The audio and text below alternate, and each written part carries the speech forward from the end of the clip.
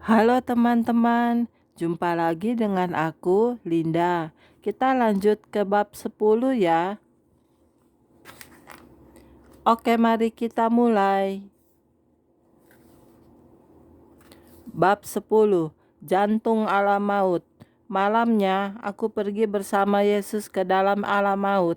Sepanjang hari di depan mataku terbayang alam maut.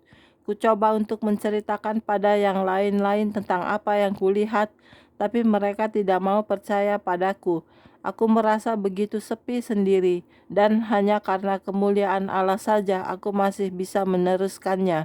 Semua kemuliaan milik Tuhan Yesus Kristus. Malam berikutnya, Yesus dan aku kembali ke alam maut. Kami berjalan sepanjang tepi dari perut alam maut, mengenali bagian-bagian yang sudah pernah didatangi. Bau daging busuk yang sama, suasana jahat yang sama, bau apek yang sama, di mana-mana hawanya panas. Aku sudah sangat capek.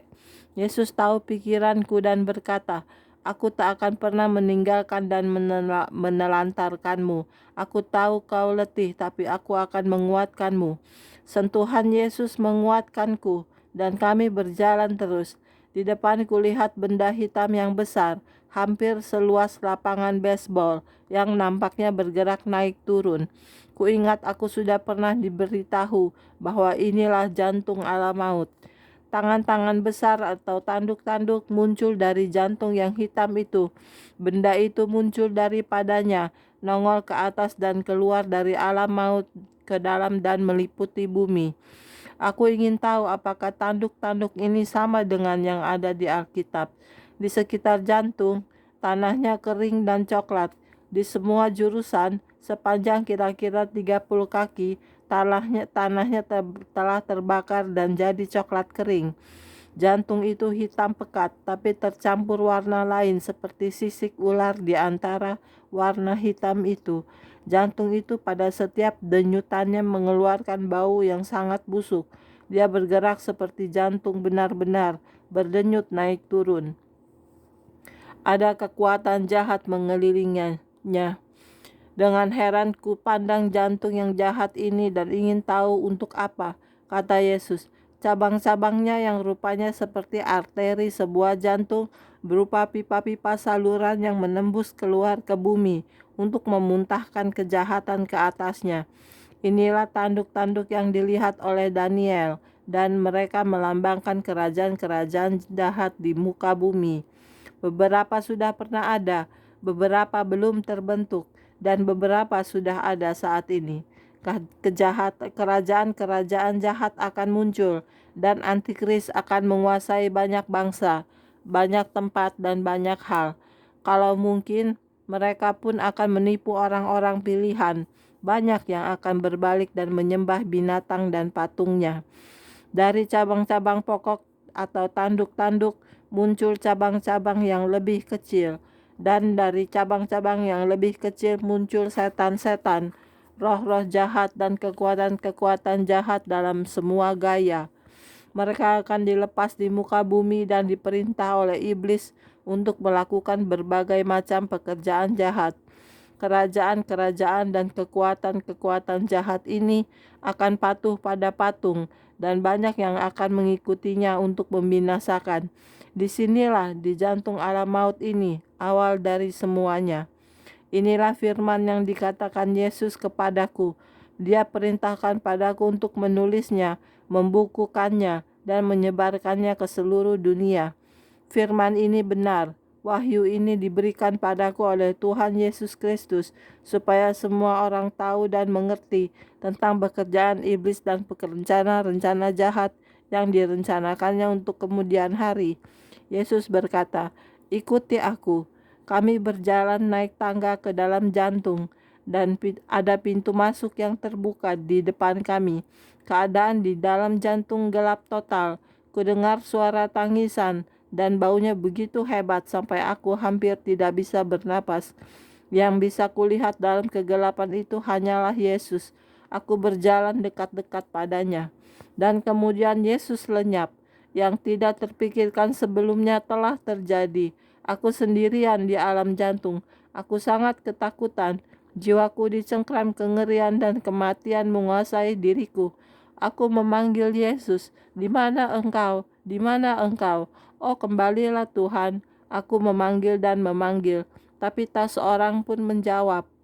Oh Allahku, ratapku, aku mesti keluar dari sini. Aku mulai berlari di dalam gelap. Ketika kuraba dinding, rupanya dinding itu bernapas dan terasa bergerak di tanganku. Dan kemudian aku tidak sendirian lagi. Ku dengar suara tertawa ketika dua setan terkurung cahaya kuning yang suram datang dan menangkap kedua tanganku. Dengan cepat mereka merantai tanganku dan menyeretku lebih masuk ke dalam jantung. Aku berseru kepada Yesus, tapi tidak ada jawaban. Aku menangis dan melawan dengan seluruh kekuatanku, tetapi mereka menyeretku seolah-olah aku sama sekali tidak memberikan perlawanan. Ketika kami makin masuk ke dalam jantung, kurasakan sakit yang luar biasa, seperti ada kekuatan yang menggosok tubuhku, seolah-olah dagingku dirobek dari tubuhku. Aku menjerit ketakutan. Penawan-penawanku menyeretku ke sebuah sel dan melemparku ke dalam. Ketika mereka mengunci pintunya, aku menjerit lebih keras. Mereka tertawa kejam dan berkata, "Tak ada gunanya menjerit. Kalau waktunya tiba, kau akan dihadapkan pada Tuhan kami. Dia akan menyiksamu demi kesenangannya."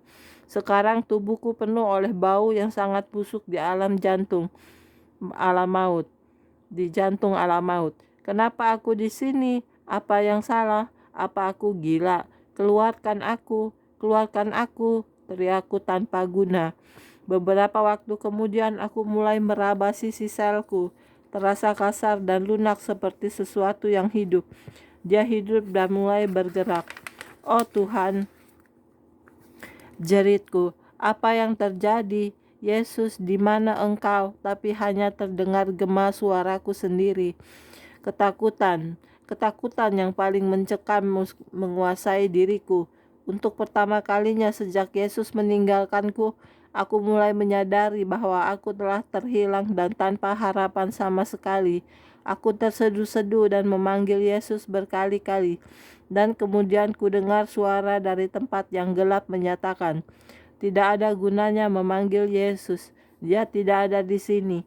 Cahaya suram memulai memenuhi ruangan itu. Untuk pertama kalinya dapat kulihat sel-sel lain. Sel-sel seperti tempatku yang menempel di dinding jantung. Di depan kami ada semacam jaringan, dan dari setiap sel meleleh semacam zat yang keruh dan lengket melalui sel-sel itu. Suara wanita yang di sebelah berkata kepadaku, "Kau telah terhilang di tempat penyiksaan ini. Tidak ada jalan keluar dari sini." Aku hampir tidak dapat melihatnya di cahaya yang suram itu. Dia terjaga seperti diriku, tapi penghuni-penghuni dari sel-sel lain rupanya sedang tidur atau tidak sadarkan diri. Tidak ada harapan, tangisnya. Tidak ada harapan. Suatu rasa kesepian dan putus asa yang kuat melanda diriku. Kata-kata wanita itu tidak menolong. Katanya, "Inilah jantung alam maut. Di sini kita disiksa, tapi siksaan kami tidak seberat di bagian-bagian lain di alam maut." Kemudian ku tahu bahwa dia telah berbohong tentang siksaan di tempat ini yang dikatakannya tidak seberat di tempat-tempat di alam maut. Kadang-kadang, lanjutnya, kami dibawa iblis dan dia menyiksa kami demi kesenangannya. Iblis hidup dari rasa-rasa sakit kami dan bertambah kuat oleh tangisan keputusasaan dan penderitaan kami. Kami selalu dihadapkan pada dosa-dosa. Kami tahu kehidupan kami tidak saleh. Kami juga tahu suatu saat kami mengenal Tuhan Yesus tapi menolak Dia dan berbalik dari Tuhan. Kami lakukan apa yang menyenangkan hati kami. Sebelum datang ke sini, aku adalah seorang pelacur. Aku bergaul dengan pria dan wanita hanya untuk uang mereka dan menyebut apa yang kami perbuat itu cinta. Aku mengaku menghancurkan banyak keluarga, banyak lesbian, homoseks, dan orang-orang yang melakukan perzinahan ada di dalam sel-sel ini. Aku menjerit dalam kegelapan, meskipun Meskinya aku tidak berada di tempat ini, aku sudah diselamatkan. Aku milik Allah. Kenapa aku berada di sini? Tapi tidak ada jawaban. Kemudian setan-setan itu kembali dan membuka pintu selku. Yang satu menarik dan yang lainnya mendorongku terus di jalan setapak yang kasar. Sentuhan setan-setan itu terasa seperti nyala api di dagingku. Mereka menyakitiku. Oh Yesus, di mana Engkau? Tolong aku. Yesus, jeritku. Api yang berdesar-desar muncul di depanku, tetapi berhenti sebelum menyentuh diriku. Seakan-akan seolah-olah dagingku dirobek dari tubuhku. Rasa sakit yang luar biasa menjalar di seluruh tubuhku. Penderitaan yang sungguh tidak masuk di akal. Sesuatu yang tidak kelihatan merobek-robek tubuhku, sedang roh-roh jahat dalam rupa kelelawar menggigit seluruh tubuhku.